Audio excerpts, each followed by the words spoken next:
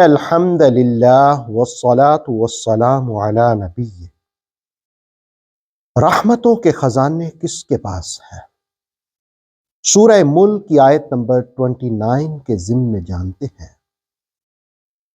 قل فرمائیے، هو الرحمن، وہی رحمان ہے، آمنا بہ، ہم اسی پر ایمان لائے، وعلیہ توکلنا، اور ہمارا توکل بھروسہ اسی پر ہوا۔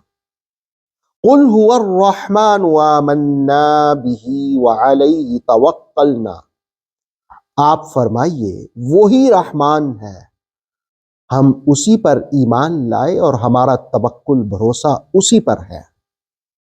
فَسَتَعْلَمُونَ، ان قریب تم جان لوگے، من، کون، ہوا وہ، فی دلال مبین، کھلی گمراہی میں ہے۔ فَسَتَعْلَمُونَ مَنْ هُوَ فِي دَلَالٍ مُبِينٍ، ان قریب تم جان لوگے کون بھلا گمراہی پر ہے۔ وہ لوگ جو پوچھتے تھے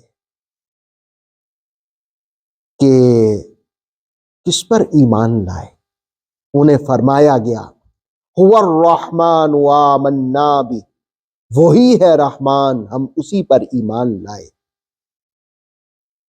آخرت اچھا ہونے کی علامت یہ ہے کہ انسان رحمان پر ایمان لائے، اس لیے کہ انسانوں کیا کائنات کی ہر مخلوق کو نعمتوں سے وہی نوازتا ہے۔ وہ لوگ جو اللہ کو نہیں مانتے تھے، بتوں کی پرستش کرتے تھے، اللہ رب العالمین نے کہا کہ محبوب آپ فرمائیے هو الرحمن آمنا بہ، وہی رحمان ہے، ہم اسی پر ایمان لائے، وعلیہ توکلنا، ہم اسی پر توکل کرتے ہیں۔